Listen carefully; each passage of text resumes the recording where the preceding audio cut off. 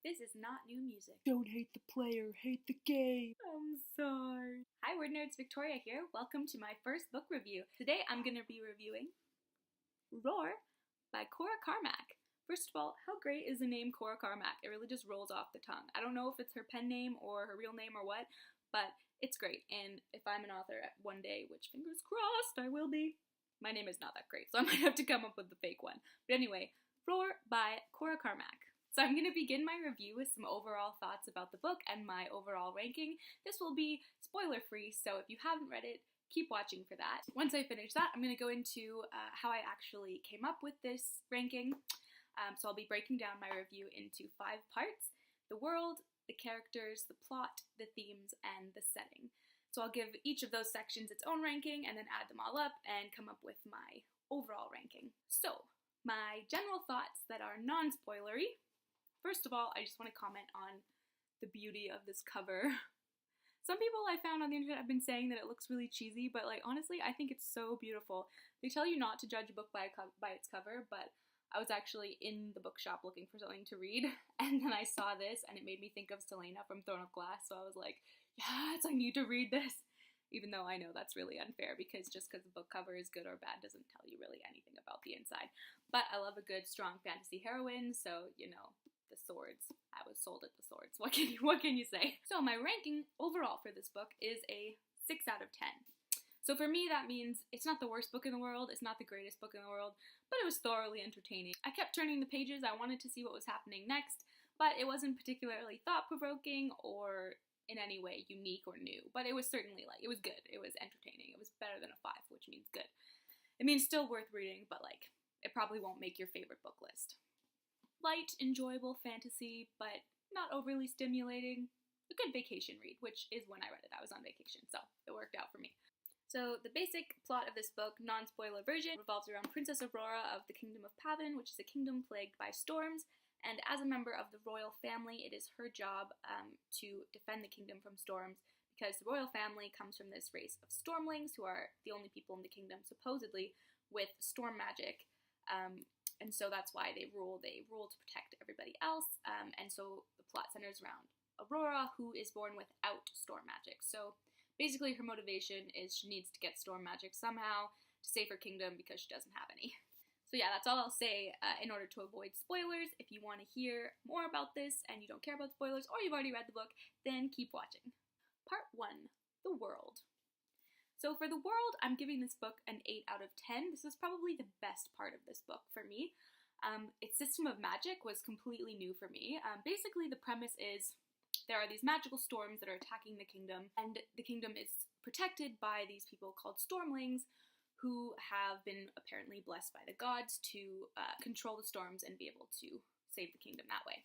So this was quite interesting for me, because the magic of the storms themselves weren't just created by like a magic word or something. They're actually alive, so they have like a sentience to them and a heart, which has its own emotions and its own kind of thought process. So that was really interesting.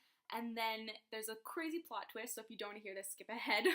But you find out later that actually these storms are created by storm lords, so people not the stormlings who can control the storms, but storm lords who can actually create storms, who harness the souls of dead people and turn them into storms. So that, I was like, yes, that was super cool for me. Yeah, just this whole system of magic based around storms, but also with this really creepy human dark magic element, which, yeah, so that was super awesome. Yeah, the magic was great. The other thing that's good about this world, it has a really interesting interplay of kingdoms, so it's not just one kingdom, it's a whole land that has multiple different kingdoms. Kind of Game of Thronesy with the houses, but a little less gritty. So yeah, it was very interesting to me. Cara didn't really go into that much detail, so I think maybe that'll come up more in the second book, sort of the dynamic between the kingdoms. But I did find that it was very interesting. Like, I wanted to know more about this world, so that was cool. The rest I can say about this world is that it's basically your standard medieval fantasy kind of thing. There's nothing new or out of place about it. I thought it was done well. It felt pretty authentic. So it was just, yeah, it was consistent, and then with the magic, it took it to a whole new level. So that's why World gets 8 out of 10 for me. The last thing I'll say about the world, which I thought was really great, was at the beginning of each chapter, she has quotes from like various history books or legends or religious books in this world. So it really kind of makes it feel fuller. It gives it its own history, its own religion, this kind of stuff. So I'll just pick out one that seems kind of cool. So for example, we have here a Pavanian lullaby. So Pavan is the kingdom from which our protagonist comes. It says, "Do not fear the thunder, nor the fire in the skies. Rest, little darling, and close your tired eyes. For up above us now in that great golden dome, a stormling stands against it all to protect our sacred home." So it just adds a nice flair. It gives you kind of a history, a culture, and also at the same time explains part of how the world works. So in this case, the stormlings who watch over the land with their ability to control the storms that are attacking them. So yeah, I really like that. So 8 out of 10 for world. That is the best part of this book for me and what makes it most enjoyable to read. Part 2, characters. So the characters I'm ranking 5 out of 10. There is nothing original about these characters. They certainly weren't boring or like I didn't hate any of them. They just were very standard. There was nothing fresh or exciting about them. Enjoyable, but like nothing great. So our protagonist, Aurora, is your standard romance heroine. So this is the bit that annoys me the most. She is basically flawless. She's beautiful, brave, funny, sassy, but also vulnerable and sweet, you know, strong-willed, but calm and gentle, and like brave, but also cowardly when the man needs to come in and save her. So like there's nothing wrong with her. Like her biggest flaw is that she's insecure and doesn't realize how great she is, which for me just falls really flat because she just is completely like delusional about how perfect she is, which makes it kind of unrelatable for me because first of all, no one's that perfect, and then if you were that perfect, there's no way you would be like this down on yourself all the time. Yeah, she lacks any kind of defining personality trait. Like I said, she's brave, but she's vulnerable. Feisty, but then she's timid. So basically any reader can put themselves into her shoes because at any point we've all behaved like she has because she's behaved in every single way possible. And then the other thing that bothers me about her is that like every man ever is just inexplicably in love with her. So again, not so realistic, but we see this trope a lot in YA and romance especially. So it wasn't like terrible to read, but there was nothing new about her and nothing particularly interesting. Then we have Locke, who is her main love interest. We find out later his name is actually Kieran. Locke is the place he comes from, and he, like Aurora, is also your standard romance hero. So he's like rough around the edges, like, you know, rough and tumble kind of adventurer type, but with a heart of gold who really just wants to find love. He hasn't let himself love since the loss of his sister, but then suddenly this heroine comes in that just unlocks all these feelings. So again, kind of fun to read in a light, fluffy way, but not new, not interesting, and not exciting. Then we have Duke, who is the leader of this group of storm hunters who Aurora ends up following or joining, and he's your standard kind of classic wise old man, you know, the old like adventure piratey type who's kind of bordering on retirement but has all this vast wisdom that he doesn't assert on you, but at like the perfect moments when you need that old man wisdom, he's there. So again, very great, very cute, but like not new or exciting. Then we have Jinx, who for me is the most interesting character. She is a earth witch, which in this world, because it's not storm magic, it's illegal magic, which was quite interesting. And I hope they get into it more. They didn't really touch on how her magic really works. It was just sort of in the background as she was in the background, but I'm thinking book 2, hopefully they'll get into it more. So she's pretty badass already, you know, using this illegal magic, but also she has like a shaved head with some tats and like, yeah, she just seems very interesting and different, and she's very brash and to the point. And yeah, the most interesting character for me, not really a trope. Although I suppose you could say the like edgy kind of girl is a trope now in some ways too. But anyway, so she seemed the most different. Not classically beautiful, but still beautiful, and not classically gentle but feisty, but like actually feisty. So yeah, I'm looking forward to getting to know her more in the second book. Then we have Ransom. So admittedly, I did skim read this book, but to me, Ransom felt very flat. I honestly can't remember anything about him except for the fact that he has a large beard and was Locke's best friend. So in some ways, I think he seems to just exist to humanize Locke, to give him sort of a life outside of Aurora. So yeah, I can't say much more about him. He was just there. So then we have Sly, who is also a very interesting character, although she's very much in the background as well. But in this case, she was meant to be sneaky, which made sense to me that there wasn't much talked about her backstory, but basically she was raised in this kind of old religion, which was really interesting. Again, a cool part of the world, the sex of the religion, but not really gone into in much detail, so I'm looking forward to that being expanded in the next book as well. So overall, the characters I thought were engaging, not boring. Like, certainly, you know, as much as it's cheesy, we all love to read about that guy who's just obsessed with that girl because you know, because we can put ourselves in that shoes and pretend for a moment that we are equally perfect and equally desirable, even though in most cases that would never happen. So I would give this a 5 out of 10. You know, entertaining and good, but like nothing fresh, nothing super exciting. So yeah, 5 out of 10 for characters. Part 3, the plot. So I know I've kind of alluded to it, and maybe that was a bit confusing. Maybe I'll start with plot in my next review. But anyway, the general principle is Aurora is the princess of Pavin, and they are attacked by these magical storms, and so as the royals and the stormlings, it's their job to protect the realm. However, Aurora, or Aurora as she's also called, has been born with no magic whatsoever. So she's been lying her whole life, basically, about having the power to save her kingdom, which is her sole job as the princess.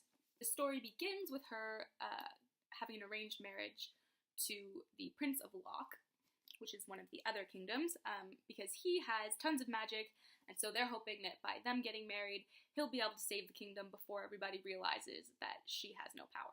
So it begins with this wedding taking place, and she thinks that maybe they could be happy and this will all work out, but then, to sum up, he basically betrays her trust, and then she decides he's an asshole, and she follows him to find out what seedy business he's up to, and in the process, finds a black market in which people are selling storm magic, and she realizes that actually not everybody is born with storm magic, but you can actually hunt it, and if you're brave enough and strong enough to defeat the storm, you can actually gain storm magic that way. So of course, because her sole purpose in life is to have storm magic and save her kingdom, and she was not born with it, she comes up with a plan to run away with the storm hunters to take magic for herself and then go back and save her kingdom. So that's sort of the overall plot. All the characters I mentioned before were the members of the crew, who, yes, there are other characters such as her fiance and her mother, but the plot centers around them because it centers around her journey becoming a storm hunter. So my ranking for the plot is a 6 out of 10. Some parts were really good, some parts were just okay. I thought the beginning was the weakest because it starts with this arranged marriage, and she just comes across as a naive little girl that doesn't really know what's up, and she's immediately, like, obsessed with this prince because he's attractive, and she's like, oh, and my heart flutters, and maybe we'll be happy after all. And then you have a bit of his perspective, and he's all like, oh, I just want to protect her because she's so beautiful. And it's a bit like, unreasonable. And I realized, like, this is a spoiler, the author was trying to set it up to be so that once she overhears a conversation about how he just wants to take over her kingdom, she feels really betrayed, and then that's going to create tension later when she starts a relationship with Locke, because she doesn't feel like she can trust men at all at this point because he betrayed her. The thing is, though, because it happened so fast and it happened over, like, one day, it kind of, to me, felt like Aurora was just an idiot because, like, it was like 2 seconds, like they saw each other across the room and suddenly it was like, oh, we're gonna be happy and we're gonna live together forever and it's so wonderful and I'm so glad it's working out.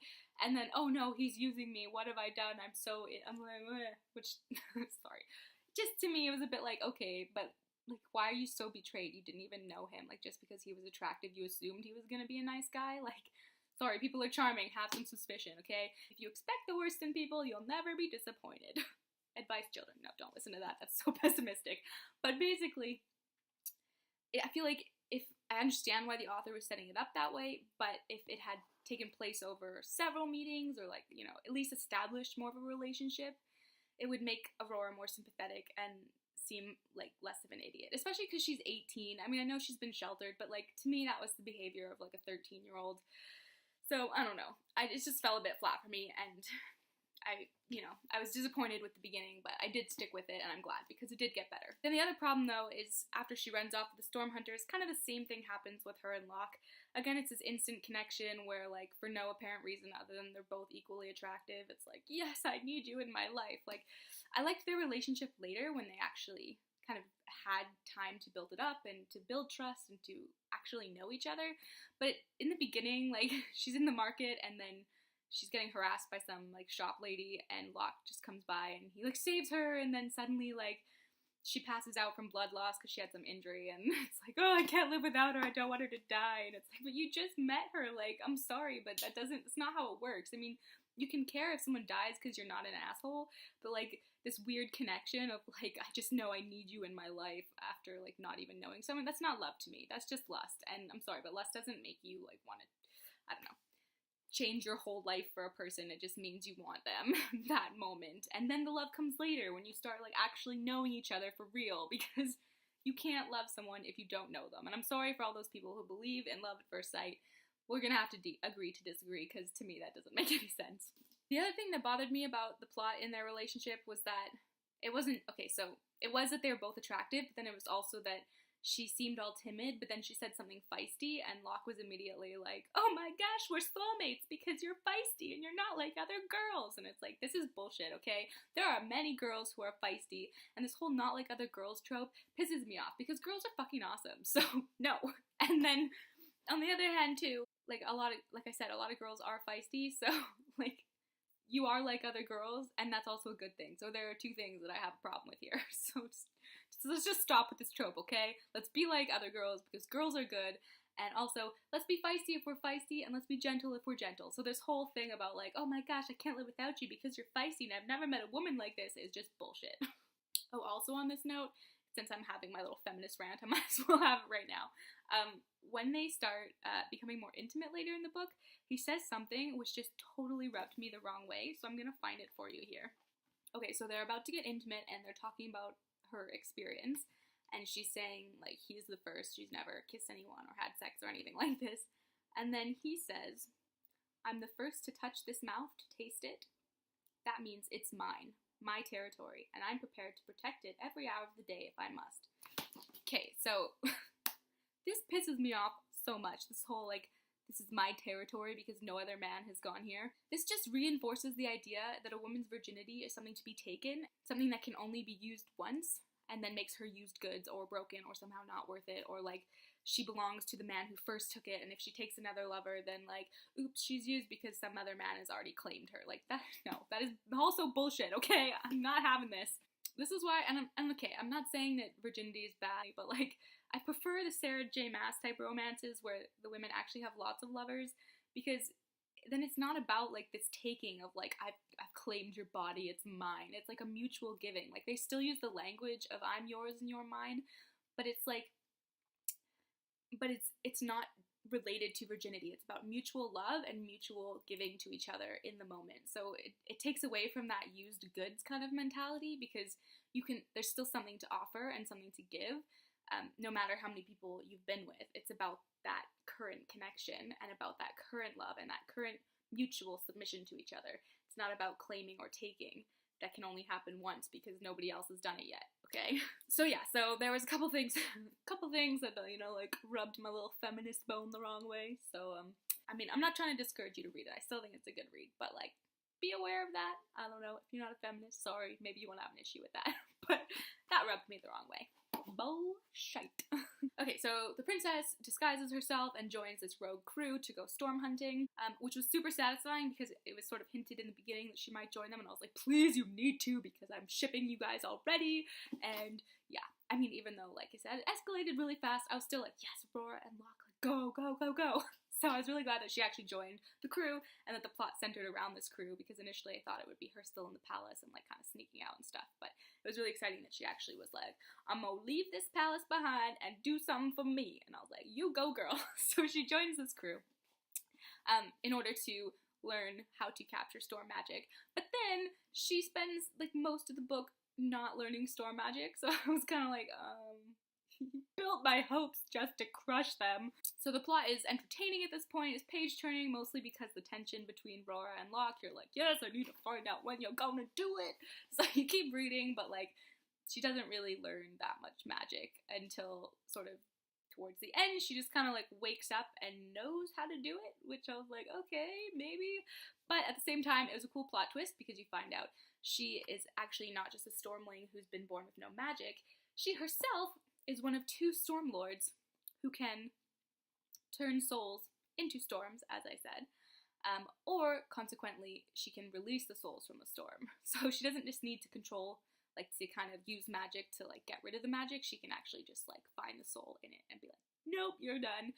And this is because she has a storm heart, which I think is going to be developed more in the later book, but she's got like lightning in her chest and shit, and it's super pretty cool. So especially when they get intimate, because it's all like he's watching the lightning with her reactions, and I'm like, yes, hot magical sex. Although they don't actually do it, but anyway, spoilers. So I really like that plot twist, but it kind of came out of nowhere in some ways. It just sort of, yeah, she was all like, oh, I'm not learning magic because I'm not ready, oh, suddenly I'm ready, and I got it all down. Like, okay. But anyway, the other thing is that, so I said one of two Stormlords. The other Stormlord, you find out, is the true villain of this series, and he is the one that's been creating the storms in order to kill all the kingdoms. So her original fiancé, his kingdom was destroyed by this Stormlord, and that's why he was so intent on marrying Aurora, because he was trying to take over her kingdom to replace the one he lost.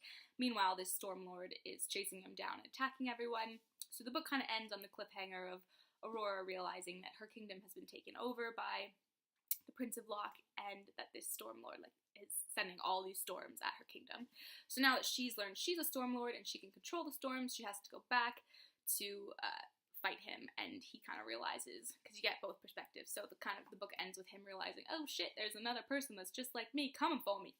So that sets up book 2 really nicely. But as much as that's kind of like the climax, it's not really a climax. Like, she just kind of finds out the truth about herself, you find out the truth about the other Stormlord, and she and Locke say, I love you.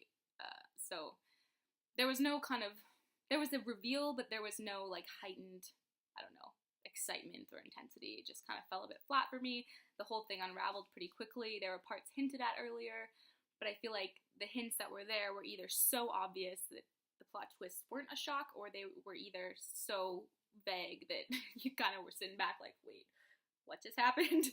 So overall, I think the plot was really entertaining, you know, especially if you're into that romantic tension. It keeps you turning the pages, but nothing really was that great about it, and I felt like the whole book kind of read as a setup for book 2. So I am glad there's a book 2, because there's a lot of stuff that was developed in here that I want to know more about, but at the same time, it didn't really hold as its own book. It felt very much like it was just establishing information necessary for the rest of the series. The focus was mainly on Aurora falling in love and learning to trust herself and also the people around her, rather than any kind of greater plot in the world or sort of things falling apart, which were hinted at, and again, I think that'll be more the focus of the rest of the series. But yeah, this was heavily romance-driven rather than conflict or war-driven, but I do feel like it's going to get more intense later on. So, giving it a 6 out of 10, entertaining, but not the greatest thing ever. Part 4, the themes. So this story is your classic YA story about finding yourself, but in this case, especially in regards to trust, whether in other people or yourself. So as I kind of mentioned, this trust is explored largely through the medium of romance, first with her relationship with her fiancé, who betrays her, and was just using her for the throne, and that kind of breaks her trust, and then her learning to repair trust and to trust again with Locke. And then through this trust in Locke, she learns to trust herself, because spoiler, in order to save his life, at one point, she needs to finally realize that she has the power. So she does, it is about her and her own journey, but it is explored through the medium of her love for somebody else.